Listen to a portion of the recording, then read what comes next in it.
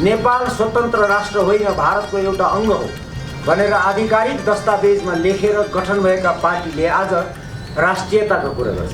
हामी हेर्दैनौँ। जब हामी विदेशीको निर्देशनमा हिँड्न थाल्छौँ भने उनले हामीलाई त दास बनाउने नै फेरि। धेरैलाई सम्झना छ, लौह पुरुष भन्ने मान्छे पनि सडकमा निस्किने हिम्मत थिएन 46 सालमा।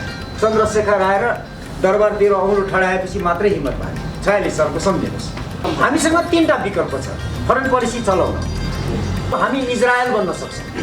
हामी यदि इजरायल बन्ने बाटोमा जाने हो भने सक्छौँ, तर यिनले सक्दैन। यी जुन अहिले शासक छन्, जुन शैलीमा चल्छन्, विदेशीको निर्देशनमा कागजमा सही गर्दै हिँड्नेले चलाउन सक्दैन। तर त्यो बाटोमा जानु हुँदैन। हामी धुलो पुठो हुन्छौँ। हामीले प्रभावकारी विदेश नीति सञ्चालन गर्नुपर्छ।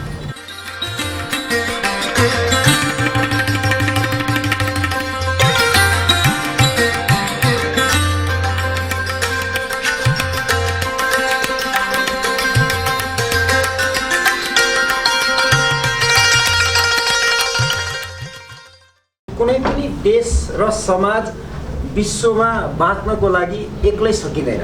संसारमा जब यो विश्व सम्बन्ध ग्लोबल भयो, विश्वव्यापी भयो भनौँ, अन्तर्राष्ट्रिय सम्बन्ध विश्वव्यापी थिएन कुनै समयमा। मानिसको आवत जावत यातायात सञ्चारका कुराहरू नहुँदा केही 100 वर्ष अगाडि जो जहाँ छ बढीमा त्यही महादेशभित्र सीमित थियो। जब यो सञ्चार र प्रविधि अनि खास गरेर यातायातको सुविधाहरू आउँदै गएपछि त्यो प्रविधिहरूको विकास हुँदै गर्दा अब विश्वलाई नै एउटा गाउँ भनौँ, ग्लोबल भिलेज गर्न थाल्यौँ हामी। एक्लै बाँच्न सकिन्न। एउटा कुरा सबैसँग मिलेर बाँच्नुपर्छ। सबैसँग भनेको एउटा देशले अरू देशसँग पनि सम्बन्ध राख्नै पर्छ। पहिले पनि थियो तर सीमित हुन्थ्यो। बढीमा एउटा महादेशभित्र सीमित हुन्थ्यो ऊ बेला केही 100 वर्ष अगाडि। अब त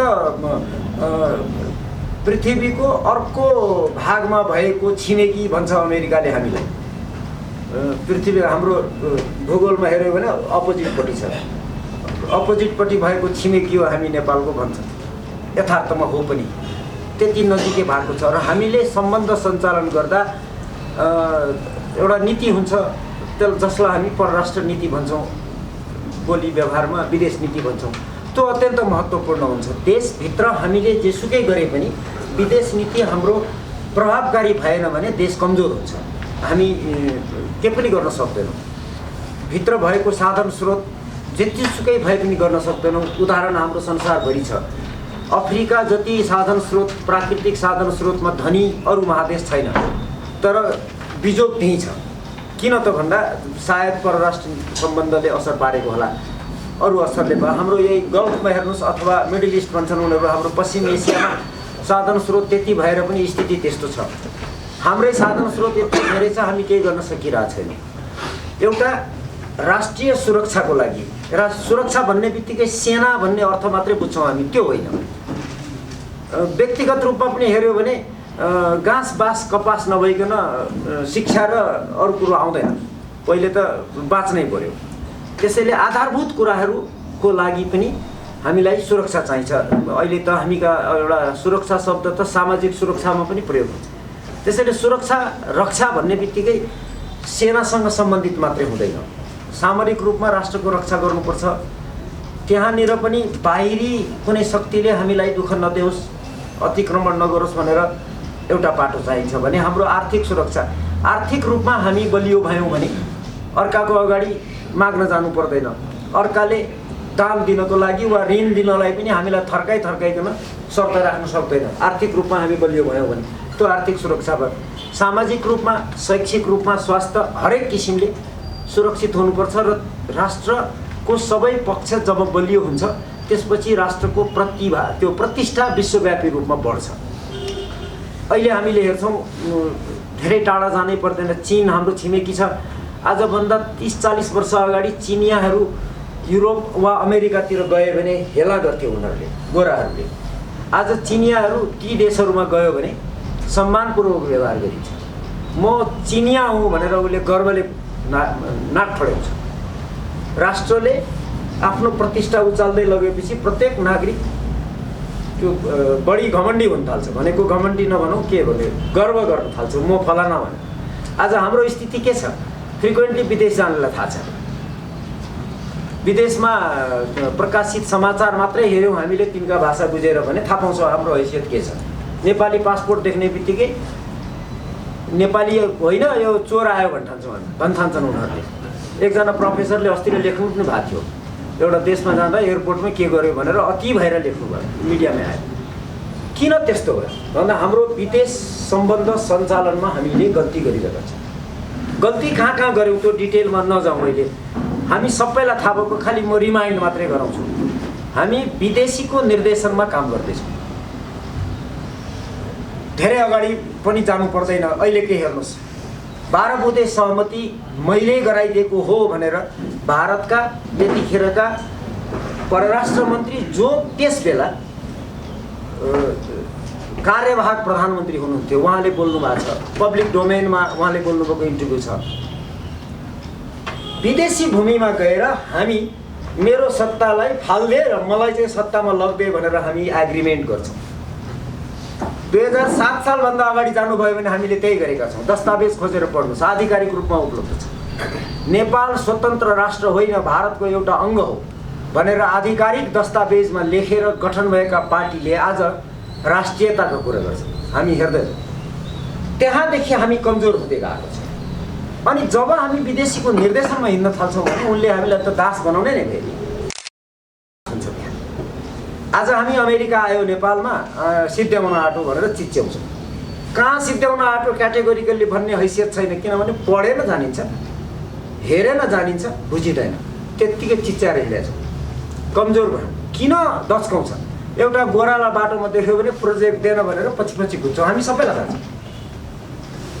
त्यो कमजोरी के भयो त भन्दा विदेश नीति सञ्चालनमा भएका त्रुटिहरू। यही देश हो जुन बेला तपाईँको युएनको सिक्युरिटी काउन्सिलमा 2 पटक मेम्बर भएको छ। 2 वर्षे सदस्यता हुन्छ नि, त्यो नन पर्मानेन्ट मेम्बर 10 जना। 2 पटक भयो हामी, र त्यो 2 पटक हामीले त्यो सिक्युरिटी काउन्सिलको बैठकमा टेबल ठटाएको छौँ। हामीले रेकर्ड खोजेर हेऱ्यो भने भेटिन्छ। त्यो हैसियत थियो हाम्रो। त्यो बेला को शासक थियो पछि अब खोजेर पढ्नुहोस्। आज युएन सिक्युरिटी काउन्सिलमा उठ्छौँ हामी, 4 भोट ल्याउँछौँ। स्थिति त्यो भयो। विदेशीले आएर नेपालमा बसेको विदेशको एम्बेसीको एउटा खरदार तहको कर्मचारीले चप्पल लाएर हाम्रो प्राइम मिनिस्टरलाई बेडरुममा भेट्छ।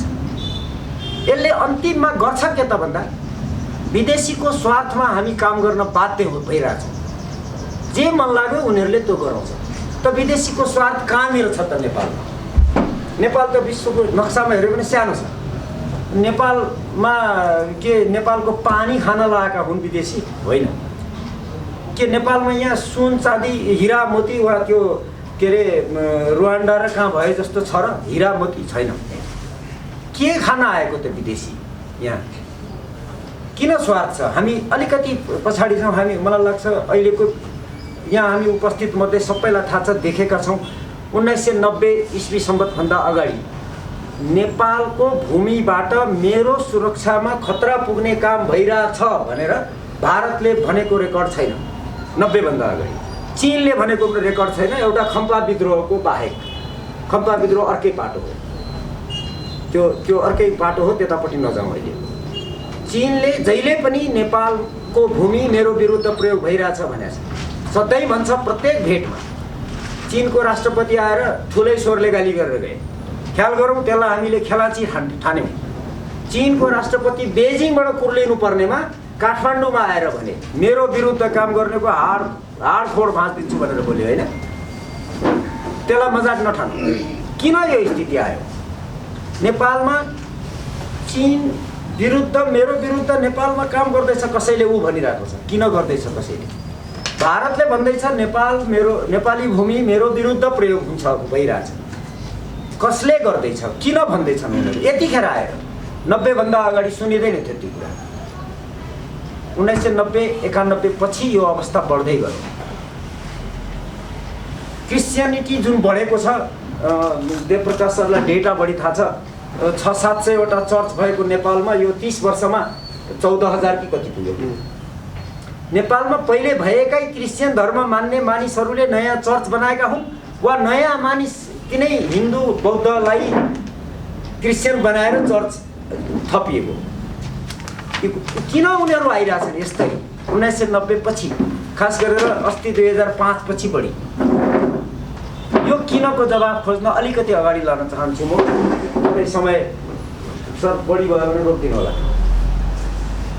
हामीले सबैले इतिहासमा पढेका छौँ, स्कुल पढ्ने सबैलाई थाहा छ, टर्कीलाई जहिले, टर्की भन्ने देशलाई जहिले पनि युरोपको दुःख भनेर पढ्थ्यौँ हामी। त्यो बेलाको विश्व शक्ति समीकरणको कारणले टर्कीले दुःख पाएको थियो। त्यो युरोपबाट एसिया आउने बाटो त्यो टर्कीको भूभाग भएको कारणले, त्यो डिटेलमा अहिले नजाउँ। अहिले टर्कीलाई युरोपको दुःख भनिँदैन, तर पनि त्यसको महत्त्व आफ्नो ठाउँमा छ। टर्कीले ऊ बेला पाएको दुःख अहिले पाएको छैन। ऊ आफ्नो ठाउँमा एउटा केही गरेको, किनभने विश्व शक्ति समीकरण परिवर्तन भयो। त्यसपछि आउँ हामी, जसलाई हामी पश्चिम एसिया भन्छौँ, गोराहरूले मिडल इस्ट भन्छौँ। यो गल्फदेखि यो के भन्छ इरान, इराक, अझ अफगानिस्तानदेखि पर इजिप्ट र इजरायलसम्मको एरिया, त्यहाँ पहिले त्यति अशान्ति थिएन जति दोस्रो विश्वयुद्धपछि सुरु भयो। दोस्रो विश्वयुद्धभन्दा अगाडि त्यति अशान्ति थिएन, इतिहासमा देखिन्छ हेर्दाखेरि। त्यसपछि अत्यन्तै अशान्ति भयो, अहिले पनि शान्ति भएको छैन। किन भयो त्यहाँ? त्योभन्दा अगाडि चाहिँ केही नहुने, दोस्रो विश्वयुद्धभन्दा अगाडि। दोस्रो विश्वयुद्धपछि त्यो स्थिति आउने बिजोग छ त्यहाँ। किन भयो त भन्दा त्यहाँ तीनटा कारण थियो। एउटा त्यो भूभागको महत्त्व, भूभागको महत्त्व, त्यहाँ बस्ने मानिसको महत्त्व होइन, त्यहाँ भएका शासन प्रणालीको महत्त्व होइन। त्यो भूभाग पृथ्वीमा कहाँनिर छ त भन्दा नक्सामा हेर्दा हामीले थाहा पाउँछौँ, अमेरिकाले एसियामा केही गर्नु पर्यो भने त्यो ठाउँमा आएर दरोसँग बस्यो भने जहाँसुकै जान उसलाई एसियामा सजिलो, अस्ट्रेलिया जान सजिलो, अफ्रिका ती नजिकै। नक्सामा हेऱ्यो भने त्यो यस्तो ठाउँमा भूभाग छ त्यो मिडल इस्ट, जुन ठाउँबाट पृथ्वीको सबै ठाउँ नजिक पर्छ अरू ठाउँको तुलनामा। एउटा त्यसैले शक्तिशाली राष्ट्रले आफ्नो कन्ट्रोलमा राख्नु खोज्यो त्यो ठाउँलाई, त्यसैले त्यहाँ आफू जम्न खोज्यो। दुईवटा महाशक्ति थिए, एउटा मस्को, वासिङटन, नेटो थियो उता, यता वार्सा प्याक्ट। हामीले छोटकरीमा बुझ्दा सोभियत युनियन र अमेरिकाको नेतृत्वमा भएको सैनिक गठबन्धन, तिनीहरूको भिडन्त त्यो भूभागमा आफ्नो प्रभुत्व जमाउने, तिनीहरूलाई कब्जा गरेर उपन्यास बनाउने होइन, त्यो ठाउँमा दरोसँग बस्ने, प्रभावमा रहने एउटा कारण थियो। दोस्रो कारण त्यहाँ भएको तेल खानी। विश्व अर्थतन्त्र, संसार चल्छ तेलले, अहिले पनि बिना तेल चल्दैन। र पृथ्वीमा पत्ता लागेको खनिज तेलको 80% भण्डार त्यो क्षेत्रमा, गल्फ र मिडल इस्ट एरियामा। त्यो तेल जसले कब्जा गर्छ, जसको निर्देशनमा हिँड्छ, त्यसले संसारको अर्थतन्त्रलाई नियन्त्रण गर्ने हैसियत ऊ बेला पनि थियो, अहिले पनि छ। त्यसैले गर्दा त्यो तेल कब्जा गर्न पनि त्यो ठाउँमा आफ्नो प्रभाव राख्नु पर्यो। त्यसैले अमेरिकाले पनि त्यहाँ भिड्ने, मस्को पनि त्यहीँ भिड्ने। प्रक्सी वार, आपसमा दुईवटा आम्ने सामने कहिले युद्ध गरेन, जसलाई हामीले शीत युद्ध भनेर बुझ्यौँ। प्रक्सी गराउने एकअर्कामा, मुस्लिम र मुस्लिम भिडाउने, उसले त्यो भिडाउने, त्यसरी गरे। तेस्रो महत्त्वपूर्ण कारण थियो सुएज कनालमा, सुएज नहर जुन छ एटलान्टिकबाट यता इन्डियन ओसनमा आउने बाटो, त्यो कन्ट्रोल गर्ने। त्यो लडाइँ लगातार रह्यो 1991 सम्म। र 1991 मा जब सोभियत युनियन कोल्याप्स भयो, सोभियत युनियन सकिएपछि अमेरिकाले हामी विश्वको अनच्यालेन्जिङ लिडर अफ द वर्ल्ड भनेको थियो। उसले विश्वमा हामीलाई च्यालेन्ज गर्ने कोही पनि छैन। अहिले उनीहरू वी आर द इम्पायर भनिरहेछ। आधिकारिक रूपमा त्यहाँको स्टेट के अरे सेक्रेटरी अफ स्टेटले अस्ति बोलेको सुनेको थिएँ। इम्पायर भन्ने शब्द प्रयोग गर्न थालिसके। एसिया र पेसिफिकलाई उनीहरूले आवर लेग्स भन्न थालिसके। त्यो प्रभाव उनीहरूले जमाए। त्यसैले तुलनात्मक रूपमा मिडल इस्ट र गल्फमा अशान्ति कम छ पहिलेको तुलनामा। अहिले पनि त्यो महत्त्व कायम छ। तर नेपालमा अब आयो, यसलाई म चाहिँ हिमालयन एसिया भन्छु, साउथ एसिया भन्दिनँ। साउथ एसिया भन्ने बित्तिकै हिमालय दक्षिणको क्षेत्रलाई बुझाउँछ। हिमालय दक्षिण मात्रै बुझेर हुँदैन, चीन पनि बुझ्नुपर्छ। यो दुईटा जोडिएर आएको छ। त्यसैले ऊ बेला खम्पा विद्रोह गराइएको थियो नेपालको भूमिमा बसेर। भारतको चक्रातामा तालिम दिने, यहाँ ल्याएर नेपालको भूमिमा क्याम्प राख्ने, चीनलाई दुःख दिने, ऊ बेला गरिएको थियो। त्यो त्यसका प्रशस्त डकुमेन्टहरू, त्यो बेला थाहा नभएको गोप्य कुराहरू समेत आएको किताबहरू निस्केका छन्, अहिले बजारमा उपलब्ध छन्। तपाईँहरू मध्ये कसैलाई चाहियो भने मसँग छ केही किताब, इलेक्ट्रोनिक। म इलेक्ट्रोनिक पढ्छु। म हार्ड कपी छैन मसँग, अधिकांश किताबहरू म इलेक्ट्रोनिक पढ्छु। त्यो बेलादेखि कोसिस गरेको, पछि चीनसँग सम्बन्ध सुधार भएपछि अमेरिकाको 70 को दशकपछि नर्मल भयो। अब फेरि उनीहरूले त्यो प्रभाव गर्नु पर्दैछ। एकचोटि हामीले अलिकति ध्यान दिउँ, यो पूर्वमा हेर्नुहोस् त, गएको 10-15 वर्ष यता एसिया पेसिफिकमा एकदमै बढी गतिविधि भइरहेको छ, कूटनीतिक र सामरिक, जुन आजभन्दा 15-20 वर्ष अगाडि थिएन। जसलाई हामीले South China Sea, North China Sea भन्छौँ के भन्छौँ। अहिले नेपालीले पनि खुब जानेका छन् आजकल इन्डो पेसिफिक। तर जतिले बोल्दैछन् मिडियामा हेर्छु, विज्ञ बनाउँदाहरू धेरैले बुझाइ देख्दैन। चुनौती नै दिन्छु यस्तो विषयमा चाहिँ, हैन। त्यो इन्डो पेसिफिक भनेका छन्, चिच्याएका छन्, त्यो भने के हो बुझाइ देख्दिनँ। कसैले चाहिँ बुझाएका छन्, बाँकीले बुझेको देख्दिनँ। त्यो बोलेको र पढेको सुन्दा त्यता अहिले नजाउँ। त्यो किन त्यहाँ इन्टेन्सिटी बढ्यो त? अमेरिकाको प्रभाव वेस्ट पेसिफिकमा किन बढ्यो त? जुन 20 वर्ष अगाडि त्यहाँ उसले त्यसरी दबाब दिने स्थिति थिएन, उसले गरेको थिएन। आज किन अमेरिका त्यसरी एग्रेसिभली आयो वेस्ट पेसिफिकमा? अनि इन्डियन ओसनमा त्यसै गरी यो अहिले चाइनिजहरूले पनि अस्ति बोलेका छन्। त्यहाँको रक्षा मन्त्रीले एकचोटि एउटा डकुमेन्टमा बोल्नु भएको छ, Indian Ocean is not the India's Ocean भनेको छ कि। इन्डियन ओसन भनेको भारतको महासागर होइन, त्यसको अर्थ हुन्छ, होइन? भने किन प्रभाव बढ्दैछ त? भारतलाई आछुआछु खेलाइसकेका छ मिडल इस्टमा, के अरे तपाईँको यता अफगानिस्तानमा अनि यता श्रीलङ्कादेखि दक्षिणको क्षेत्रमा। हामीलाई थाहा छ हम्बनटोटा भन्ने ठाउँमा श्रीलङ्कामा ब्लू वाटर पोर्ट बनाएर चीन बसेको छ, सेना लिएर होइन, अहिले त कमर्सियल छ। उता ग्वादरमा छ, उता हिजो अस्ति एउटा सम्झौता भएको छ ब्लू वाटर पोर्ट बनाउने म्यानमारसँग। चीन एग्रेसिभली यता आउँदैछ दक्षिणतिर। अमेरिका उहाँ परबाट पेसिफिक तरेर यहाँ आइसक्यो तपाईँको वेस्ट पेसिफिकमा एग्रेसिभली चीनलाई आछुआछु खेलाइरहेछ। 20 वर्ष अगाडि यो अवस्था थिएन, अहिले किन? संसार त उही हो नि। भने यो किनको जवाब भनेको के हो भने विश्वको शक्ति समीकरण परिवर्तन भएको छ। पहिले सोभियत युनियन र अमेरिका दुईटाको भिडन्त हुन्थ्यो, प्रोक्सी हुन्थ्यो। अब ऊ एक्लै छ। प्रोबेबल भनेको सम्भाव्य चुनौती दिने शक्ति को त भन्दा चीन हेर्नुहोस्, आर्थिक रूपमा बहुत शक्तिशाली छ। उसँग भएको पैसा कसैसँग छैन। $4 ट्रिलियन क्यास लिएर बसेको छ। ब्याङ्क मनी होइन, उसको क्यास लिएर बसेको छ। चल्न थर्काउँछ। अमेरिकालाई 3 ट्रिलियन भन्दा बढी ऋण दिएको छ। त चीन यही गतिले विकास हुँदै माथि गयो भने अर्को 25, 30, 50 वर्षपछि अमेरिकालाई विश्वव्यापी रूपमा चुनौती दिन सक्छ। अमेरिकाले व्याख्या गरिरहेछ। तपाईँहरूले यो डकुमेन्ट हेर्नुभयो भने उपलब्ध छ, अमेरिकाको अफिसियल डकुमेन्ट छ। भिजन 2030 भन्ने छ एउटा, अनि भिजन 2050 भन्ने छ। त्यो पब्लिक डोमेनमा छ, खोज्नुभयो भने भेट्नुहुन्छ गुगलमा। उनीहरूले त्यो प्रोजेक्सन गरेका छन्। त चीन शक्तिशाली भएर माथि आयो भने मस्को त सिद्धियो। अब चीनसँग म प्रतिस्पर्धा गर्न जाउँ हुँदैन। चीनलाई अहिले सिद्ध्याउनु, कमजोर पार्नु पर्यो। यहाँ विज्ञहरूले भनेको देखिन्छ, चीन विरुद्ध र अमेरिका के अरे भारत विरुद्ध नेपालमा खेल्दैछ। व्याख्या गरेका छैनन्, सबैले बुझ्दैन। हामी कहाँ त्यही बेलादेखि सुरु भएको। 1990 पछि नै हामी कहाँ परिवर्तन किन आयो त भन्दा सोभियत युनियन जब ग्लास्नोस्ट र पेरेस्ट्रोइका सुरु गरे, त्यसपछि हामी कहाँ यहाँ सुरु भयो। होइन भने भारतमा बसेका काङ्ग्रेस र कम्युनिस्टले नेपालका राजा विरुद्ध चुँ गर्न सक्दैन। धेरैलाई सम्झना छ, लौह पुरुष भन्ने मान्छे पनि सडकमा निस्किने हिम्मत थिएन 46 सालमा। चन्द्रशेखर आएर दरबारतिर औँलो ठडाएपछि मात्रै हिम्मत भएको थियो। 46 सालको सम्झिनुहोस्। त्यसै भएको थिएन भने त्यो बाहिरको भिडन्त जुन हुन्छ नि, म चाहिँ के भन्ने गर्छु भने 3वटा 4वटा ठुलो साँडे तोरीबारीमा कुस्ती खेल्दैछ। हामी तोरीबारी। अब कल्पना गरौँ, साँडे तोरीबारीमा कुस्ती खेल्दा के हुन्छ? हाम्रो अवस्था त्यो हो। त्यसो भए हाम्रो भूभागको महत्त्व उनीहरूलाई के? ख्याल गर्नुहोस्, फ्री तिब्बतको नारा भारतीय भूमिबाट लाग्दैन। धर्मशालामा दलाई लामा बस्नु भएको छ, भारतले पालेको छ। तर भारतको कुनै पनि ठाउँमा हामीलाई थाहा छ नि त, भारतको सीमा चीनसँग त मिल्छ त। हाम्रो भन्दा सुगम छ उनीहरूको बाटो छ, व्यापार छ। तपाईँको सिक्किमबाट छ, पश्चिमबाट छ। तर भारतीय भूमिबाट फ्री तिब्बतको नारा वा कुनै पनि गतिविधि कहिले पनि हुँदैन। उनीहरूले कन्ट्रोल गर्छन्, बाध्य छन्।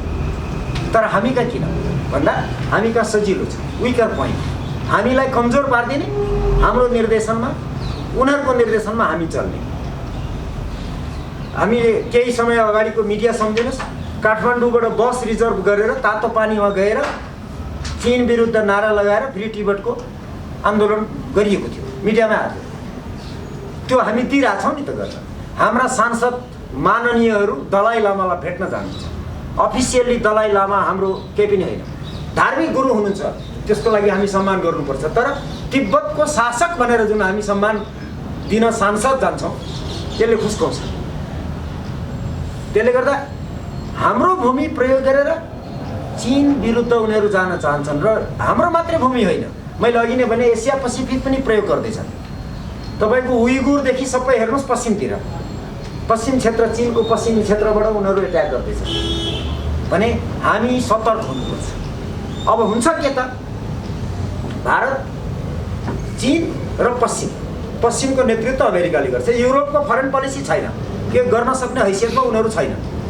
अमेरिकाको पोलिसीमा उनीहरू हिँड्ने हुन, भेटिकनको पैसा त्यहाँबाट प्रयोग हुन्छ।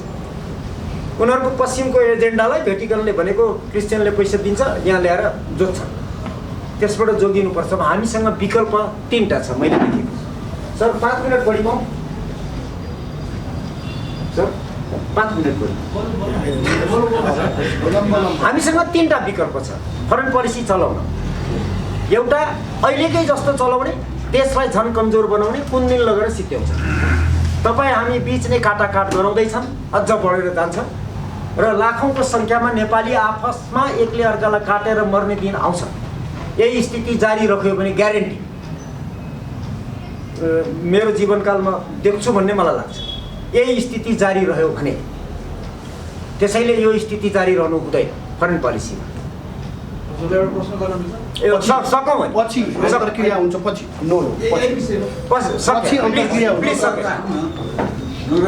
एउटा यो। दोस्रो विकल्प हाम्रो, हामी इजरायल बन्न सक्छौँ।